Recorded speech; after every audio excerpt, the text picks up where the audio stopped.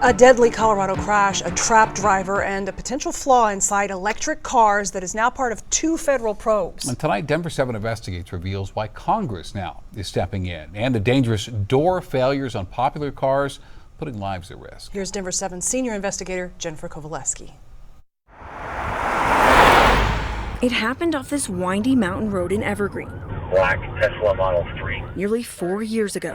Oh, that's why it caught fire. A Tesla Model 3 crashed into a tree before bursting into flames. Yeah, it said that they were using some kind of auto drive. Emergency crews responded. The vehicle is still fully installed. 33-year-old Hans Von O'Hain was behind the wheel, a husband and new father. The driver has a spouse and a 1-year-old. The passenger got out alive. Von O'Hain did not. It was just the passenger who's here and the driver. State Patrol investigators found the driver was conscious after the crash, but couldn't get out. What a mess. Troopers looked into whether the impact disabled Tesla's electric door system, but ultimately were unable to conclusively determine why he didn't exit the vehicle. It's time to take action on this critical safety failure. Since that deadly Colorado crash, Denver 7 Investigates has learned federal lawmakers say more than 15 people nationwide have been trapped and killed in electric cars. My bill provides a basic solution, one that has existed in the vehicles for many decades. Lawmakers are calling it the Safe Exit Act, federal legislation requiring every electric car have a power-independent, easy-to-find manual release for each door, and a way for first responders to get inside if the power goes out. The ability to get into an electric car when the power is off is paramount. Turn right onto West. Rick Megason lives in Phoenix and found himself trapped in his Tesla Model Y on a 100-degree day with no power and no obvious way out. It was a little embarrassing having to admit that I got trapped in a car. He ended up breaking a window because he didn't know about the manual release. It's not just Tesla. All electric car owners have to start thinking about what happens when the power goes off. All of these are sad and tragic stories. Colorado firefighter Paul Shoemaker has seen these door failures firsthand. But when this thing has a problem, that's too late. And here's why. Every Tesla has 2 batteries. The big one moves the car. The smaller 12-volt battery runs the doors. It's windows, it's radio, it's air conditioning, heat, you name it, off of that 12-volt battery system. But when the 12-volt battery dies, the electric door handles, this button right here, stops working. And now you have people that are trapped or could be trapped inside here with the only way that they're getting out is by the mechanical release handles. Shoemaker showed us where you'll find the manual release in the front of this Tesla Model Y. There's no literature on this handle at all to let you know that this is what you would actually pull up in order for the door to open without electricity.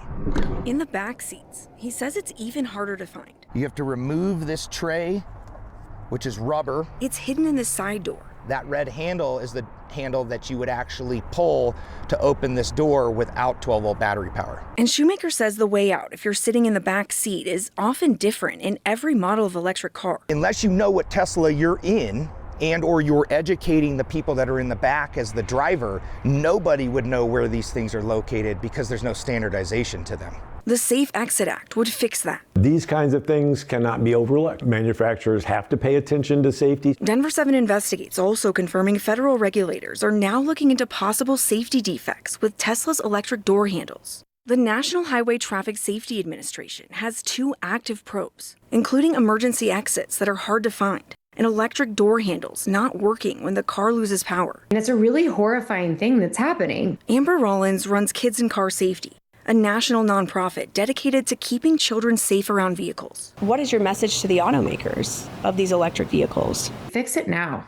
Please do not wait for more people to die. This is an easy thing that can be remedied, and you don't have to wait for the federal regulation. NHTSA says it's had more than 16 reports of Tesla's exterior handles failing because of a low 12-volt battery, including cases where children were trapped in cars. Car key.